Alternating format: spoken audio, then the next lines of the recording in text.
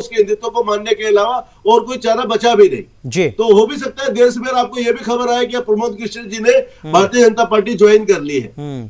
तो क्या इसी के लिए हरगोविंद जी तो क्या इसी के लिए वो कह रहे हैं कि मैं आजीवन प्रधानमंत्री नरेंद्र मोदी के साथ खड़ा रहूंगा, मजबूती के साथ खड़ा रहूंगा और इसी तरीके से उनकी तारीफ करता रहूंगा?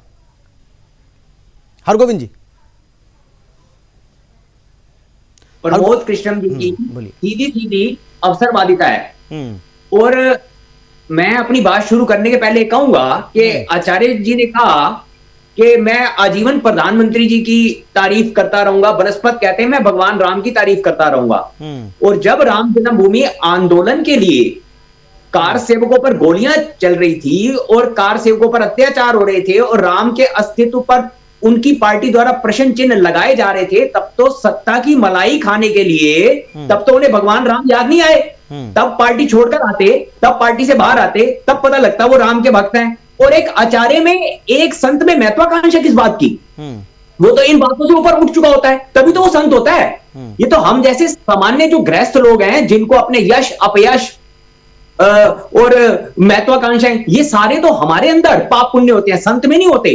और रही भारतीय जनता पार्टी की बात, भारतीय जनता पार्टी में अगर ऐसे लोगों के आने से ये भाजपा का कांग्रेसीकरण होता रहेगा तो भाजपा के मूल कार्यकर्ता के अधिकार का हनन नहीं है। संघर्ष तो एक विचारधारा के लिए 50 वर्ष से एक कार्यकर्ता करे, क्रीम सत्ता का सुख भोगने के लिए एक्सपोर्ट किए हुए नेता आ जाएं। देश में बांग्लादेशी और रोहिंग्या घुसपैठियों के खिलाफ जो विचारधारा संघर्ष कर रही है, आज उसकी पार्टी में घुसपैठिए घुस रहे हैं। और इन घुसपैठियों के घुसने से कल भाजपा की गंगा रूपी पवित्र विचारधारा गंगा की तरह दूषित होने वाली है। और इसका खामियाजा भाजपा को तब मिलेगा कि जब यदि भाजपा सत्ता में ना रही तो उसका संगठन तहस नहस हो जाएगा। क्योंकि कांग्रेस मुक्त भाजपा की बात करने वाले, कांग्रेस मुक्त भारत की बात करने वाले कांग्रेसी युक्त भाजपा बनाएंगे तो उनके संगठन का और उनकी विचारधारा का दूषित होना और तहस नहस होना एक स्वाभाविक है। और वो भाजपा के कार्यकर्ता जिनके अधिकारों का हनन हो रहा है, वो पार्टी से पूछेंगे कि संघर्ष के समय हम और सत्ता की क्रीम के लिए आप फिर, मतलब ये तो तय हो गया कि भाजपा में केवल कार्यकर्ता होते हैं और कांग्रेस में नेता। सत्ता का सुख भोगने के लिए कल यदि तीसरे मोर्चे का कोई प्रधानमंत्री बनता है तो ऐसे लोग तो उनका भी गुणगान करेंगे क्योंकि उन्हें राज्यसभा से जाना है। और ये कोई आधार वाले नेता नहीं है, ये ग्राउंड पर कोई बहुत बड़ा आधार नहीं रखते, ये कोई मास लीडर नहीं है कि इनके आने से ये वो नेता हैं जो लोकसभा चुनाव में अपनी जमानत जब्त करवा चुके हैं। तो भाजपा भी सोचे उन्हें इंपोर्ट करने से पहले कि मैं जिस प्रोडक्ट को इंपोर्ट कर रहा हूं वो कहीं चीनी माल की तरह उसकी कोई गारंटी है या नहीं है। ठीक है, जवाब दीजिए रमाकांत जी, जवाब दीजिए। कि जो ग्राउंड पर काम करने वाले जो कार्यकर्ता हैं उनके अधिकार का हनन होगा। लेकिन यहाँ पर बात हो गई जो कि प्रमोद कृष्णम जी को भाजपा ही ज्वाइन कर रहे हैं, इसीलिए कांग्रेस पार्टी ने उनको निकाला है। ये एक अलग कहानी यहाँ पर हम डिबेट में लेकर के देख रहे हैं। यहाँ पर प्रमोद कृष्णम जी को कोई भाजपा ने नहीं ये किया है, आप वहां से निकल करके आइए और भाजपा ज्वाइन करिए, ये बात इन्होंने नहीं। वो सत्ता के सुख के लिए भाजपा में आ रहे हैं आदरणीय बंधु, वो सत्ता के सुख के लिए भाजपा में आ रहे हैं, वो तो अपने नाम से भी आ रहे हैं। उन्होंने कब भाजपा के लिए राम मंदिर आंदोलन में उनका क्या योगदान रहा जो आज वो भगवान राम के इतने बड़े बड़े नारे लगा रहे हैं? कल जब उनकी पार्टी भगवान राम के अस्तित्व में प्रश्न चिन्ह लगा रही थी, सेतु समुद्रम योजना जब कांग्रेस लाकर राम सेतु को तोड़ने का काम कर रही थी तो आचार्य जी उस समय उनके साथ खड़े थे। अरे आप अरोड़ा साहब, मैं आपकी ही बातों को आगे बढ़ा रहा हूं। बिल्कुल आप सही कह रहे हैं, जो पहले उनकी विचारधारा एक अलग थी, लेकिन आज अगर विचारधारा, अगर मान लीजिए ये चीज, तो भाजपा का विचारधारा नहीं है जो कि वो वहां से आए भाजपा में केवल शामिल हो जाए। तो राम को सेतु बनाकर सत्ता की ओर जा रहे हैं, आप समझिए। वो भगवान राम को सेतु की तरह प्रयोग करके सत्ता के शीर्ष पे और सत्ता की मलाई चाटना चाहते हैं, आप समझिए। कह रहा हूं नहीं, आप अगर समाजवादी पार्टी की केंद्र में सरकार होती तो वो ऐसा पुल बनाते, कोई जाली वाली टोपी डालकर वो सत्ता की मलाई चाटने वहां जाते। नहीं, मैं कह रहा हूं कि आपको मानने वाले उनका भाजपा में आना भाजपा की हानिकारक है। जवाब लीजिए हरगोविंद जी, अब जवाब ले लीजिए। हाँ, कुछ बोलना चाह रहे हैं, बोलने दीजिए उनको। हाँ ठीक है, रमाकांत जी बोलिए। हाँ, क्या राम को मानने वाले गलत हो सकते हैं क्या? मैं इतना पूछना चाहता हूं। बात छोड़िए पार्टी ये तो बिल्कुल आपको राम को मानने वाले नहीं, राम का प्रयोग अपने सत्ता के सुख को भोगने के लिए मानने वाले गलत हो सकते हैं। भारतीय जनता पार्टी एक सांस्कृतिक राष्ट्रवाद की विचारधारा को लेकर गंगा की तरह पवित्र विचारधारा, जिसके कार्यकर्ताओं ने बलिदान दिए, चाहे वो राम मंदिर हो या देश के लिए कुछ भी, और आज वो लोग जो कल तक उन्हें गालियां दे रहे थे, उनका शोषण कर रहे थे, आज वो उन भाजपा के कार्यकर्ताओं पे शासन करेंगे उनका नेता बन के। नहीं, लेकिन तो आचार्य प्रमोद कृष्णम ने ये थोड़ी कहा है कि मैं बीजेपी ज्वाइन करने जा रहा हूं। हरगोविंद जी, भाई ऐसा तो नहीं है, भाई साहब आप ऐसा कर रहे हैं, इस तरह की घोषणा तो नहीं है। अमित भाई आप एक बड़े पत्रकार हैं, आप देश के एक राष्ट्रीय चैनल के बहुत बेहतरीन एंकर हैं, आपका अनुभव क्या अभी भी ये इंडिकेशन हमें 5वीं क्लास के पढ़ने वाले बच्चे की तरह बताया जाएगा कि इसका अर्थ क्या है?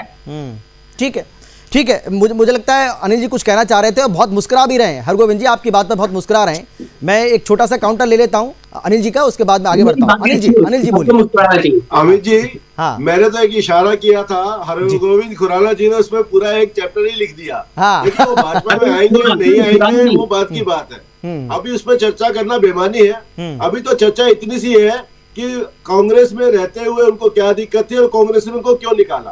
उसमें मेरा बड़ा स्पष्ट मानना है कि उनकी भाषा, उनके शब्द कांग्रेस की जो आज की नीति रही है या पिछले जब से कांग्रेस बनी है जो नीति रही है उसके खिलाफ चली गई। कांग्रेस अपीजमेंट की नीति से बाहर नहीं आ सकती। कांग्रेस किसी भी अपने नेता से, जो हिंदू नेता है चाहे मुस्लिम नेता या कोई भी नेता है, वो अपनी नीति के खिलाफ बोलना पसंद नहीं कर सकती और करना भी नहीं चाहिए, नहीं तो उनका रहा सहा वोट खिसक जाएगा। इसलिए वो प्रमोद कृष्ण को अपने पास नहीं रख सकती थी। ये बात तो हरगोविंद जी की ठीक है, जो कांग्रेस की नीति थी पहले प्रमोद कृष्ण जी को सूट करती थी, आज सूट नहीं कर रही। और वो क्यों नहीं कर रही उसके अनेकों अनेक कारण हो सकते हैं। हो सकता है उनके अंदर का हिंदू जाग गया हो सकता है उनको लगा कि कांग्रेस तो हिंदुओं के साथ बहुत खिलाफत कर रही है, हिंदुओं के खिलाफ जा रही है, तो अब मैं कम से कम और बर्दाश्त नहीं कर सकता।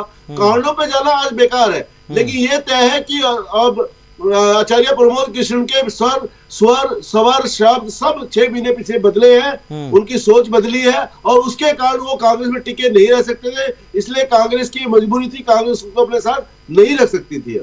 ठीक है। मुन्ना खान बहुत देर से हाथ उठा रहे हैं, मैं समय नहीं दे पाया था। हाँ बोलिए, आप बोलिए। हाँ बोलिए। देखिए अमित जी, सीधी सी बात है, राम को चाहने वाले, राम को जानने वाले सभी लोग, कोई किसी भी जात, किसी भी वर्ग, किसी भी समुदाय में, सवाल ये उठता है कि हम राम राम कर दे, लेकिन उसी राम का चंदा चोरी करने का काम हम खुद कर रहे हैं। क्या आस्था रही राम के प्रति? उसी राम के राम जन्मभूमि के जो जमीन है उसको 2 करोड़ की जमीन को 2.5 घंटे बाद हम 18 करोड़ में बेचने का काम करते हैं।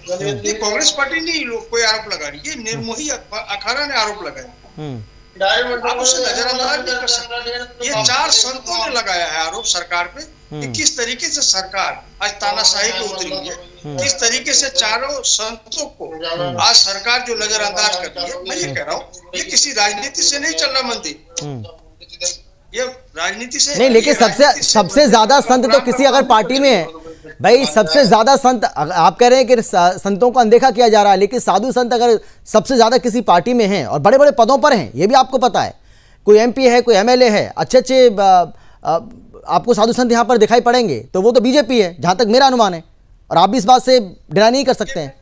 आप समझे, बीजेपी अमित जी साधु संत है, साधु संत का तो किसी धर्म, किसी पार्टी से कोई लेना देना नहीं। उन्होंने क्या कहा कि जिस तरीके से देश के प्रधानमंत्री एक है, उसी तरह देश का। ठीक है, समय बहुत कम बचा मेरे पास। हाँ, अनिल जी कुछ कहना चाह रहे हैं जल्दी से, मैं चाहता हूँ कि सब मैं छोटा छोटा कमेंट ले लूँ। हाँ, आज आप कह रहे हैं कि देश सारा राम को मानता है, तो देश कृष्ण जी को भी मानता है, देश शिव को भी मानता है। आज उनके वहां भी आंदोलन चल रहे हैं, तो कांग्रेस अपनी नीति स्पष्ट करे कि इसके बारे में उनका क्या कहना है। क्या कांग्रेस जन्मभूमि मुक्त होनी चाहिए कि नहीं होनी चाहिए, कृष्ण जन्मभूमि? क्या काशी में शिव को उसका घर मिलना चाहिए कि नहीं मिलना चाहिए?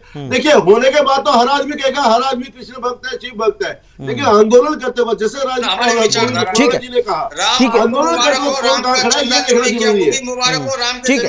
ठीक है, सारे समय बचा नहीं मेरे पास, जल्दी से अशोक जी आखिरी कमेंट आपका। अशोक जी आखिरी कमेंट जल्दी से।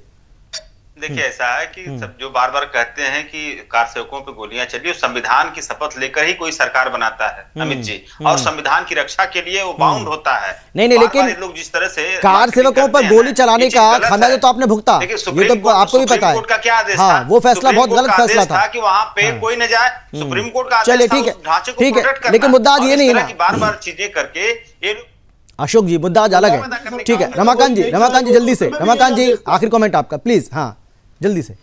कांग्रेस हमेशा से ही राम विरोधी रही है, धर्म विरोधी रही है, हिंदुत्व विरोधी रही है, सनातन धर्म विरोधी रही है, और निश्चित तौर पर इस चीज को कोई डिनाई नहीं कर सकता, कोई नकार नहीं सकता। ठीक है, आगे आने वाले समय में निश्चित तौर पर इसका खामियाजा कांग्रेस पार्टी को उठाना पड़ेगा। ठीक है सर, बिल्कुल समझते हैं। ठीक है सर, ठीक है सर। हरगोविंद जी जल्दी से आखिरी कमेंट आपका फटाफट।